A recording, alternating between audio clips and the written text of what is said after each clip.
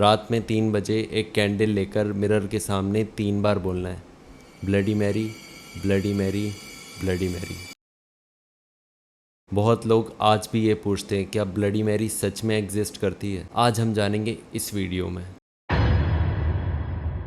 The true story of bloody Mary, the women behind the mirror.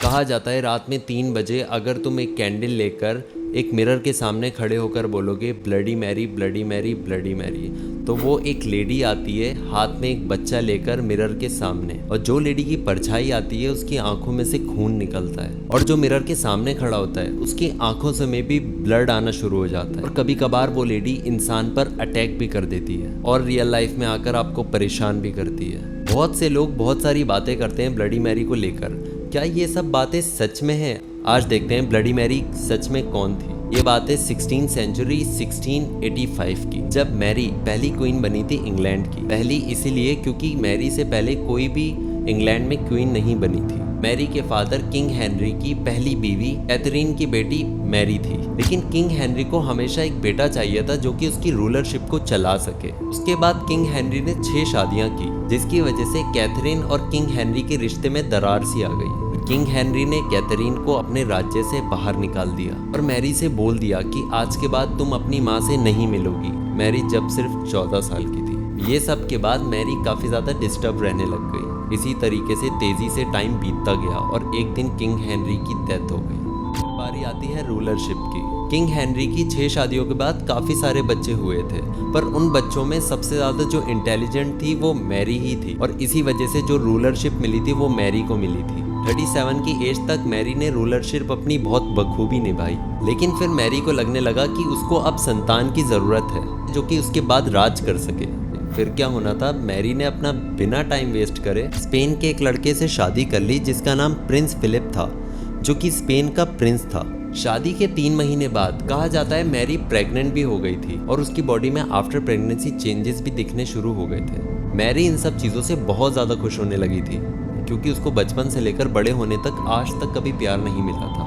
लेकिन उसी बीच कुछ लोग ये भी कह रहे थे कि मैरी प्रेग्नेंट नहीं है, वो पागल बना रही है ताकि उसका कोई राज्य नहीं ले सके, जो कि उसकी हाफ सिस्टर एलिजाबेथ लेना चाहती थी। उस टाइम इंग्लैंड 2 कम्युनिटी में बटा हुआ था, कैथोलिक्स एंड प्रोटेस्टेंट्स। इन दोनों में हमेशा से लड़ाई होती आई थी।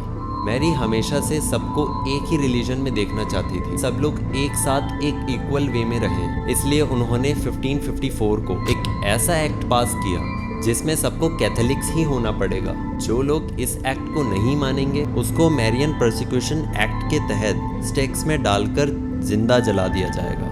इस एक्ट में लगभग 300 आदमी और 60 औरतों को जिंदा जला दिया गया था, और इन सब चीज़ों के लिए मैरी को जिम्मेदार ठहराया गया था, जबकि ये डिसीजन मिलकर लिया गया था। जब औरतों को जलाया गया था उसमें एक लेडी 9 मंथ की प्रेग्नेंट थी, उसको भी जला दिया गया था, जो कि उस टाइम एक कानूनी बहुत बड़ा जुर्म था। इसके बाद मैरी अपने लोगों में एक बुरी औरत बनती जा रही थी, जबकि इन सब चीज़ों में उसकी गलती नहीं थी। एलिजाबेथ जो कि उसकी हाफ सिस्टर थी, वो लोगों में और भी ज़्यादा अच्छी बनती जा रही थी।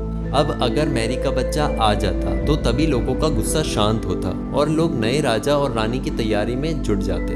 यही रीजन की वजह से मैरी ने जल्दीबाजी में डिसीजन लिया। वो टाइम से पहले डिलीवरी लेना चाहती थी, लेकिन उस टाइम पर बच्चा नहीं हुआ, तो उसने और टाइम लिया और उसने सोचा कि वो कुछ दिनों बाद फिर से आएगी। ऐसे ही काफी टाइम बीत गया और मैरी का कोई बच्चा नहीं हुआ। इसकी वजह से राज्य में काफी ज्यादा अफवाहें फैलनी शुरू हो गई थी। कुछ लोग मैरी को झूठा बोल रहे थे और कुछ लोग बोल रहे थे मैरी का बच्चा होने से पहले ही वो मर गया। राज्य में कुछ लोगों ने नोटिस करना शुरू कर दिया कि मैरी जो है वो बैक टू नॉर्मल हो रही है। मैरी को कुछ समझ में नहीं आ रहा था कि उसके साथ अक्सर हो क्या रहा है। वो अपने आप को एक रूम में लॉक कर लेती और बहुत ज्यादा रोती थी। कुछ मंथ्स के बाद मैरी बैक टू नॉर्मल हो जाती। फिर 2 साल बाद मैरी में फिर से चेंजेस आना शुरू हो जाते हैं, लेकिन इस बार मैरी का कोई भी विश्वास नहीं करता है। यहाँ तक कि प्रिंस फिलिप भी यही सोचते थे मैरी सबसे झूठ बोल रही है। फिर वो इंग्लैंड छोड़ के चले गए और मैरी से कभी कभार मिलने आया करते थे।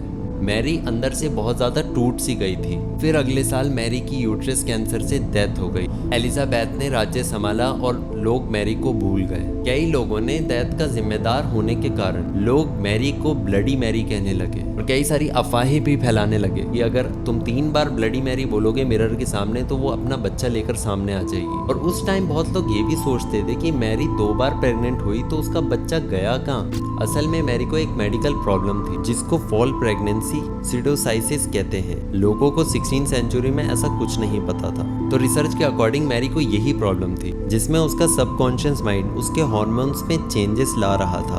और ये मेडिकल कंडीशन आज भी 1000 औरतों में से एक में मिल ही जाती है। अब बात आती है रात में 3 बजे मिरर के सामने 3 बार ब्लडी मैरी बोलने से क्या ब्लडी मैरी आती है? इसका साफ सा आंसर है नहीं। ब्लडी मैरी सिर्फ और सिर्फ एक मिथ है। आई होप आप लोगों को क्लियर हो गया होगा कि ब्लडी मैरी सिर्फ एक मिथ है। तो आज के लिए सिर्फ इतना ही। आई होप आप लोगों को वीडियो पसंद आई होगी। अगर वीडियो पसंद आई तो लाइक करना, सब्सक्राइब करना चैनल को। ऐसी और वीडियोस के लिए सब्सक्राइब कर लेना, इंस्टाग्राम पे ही फॉलो कर लेना। And see you guys in the next video. Bye bye.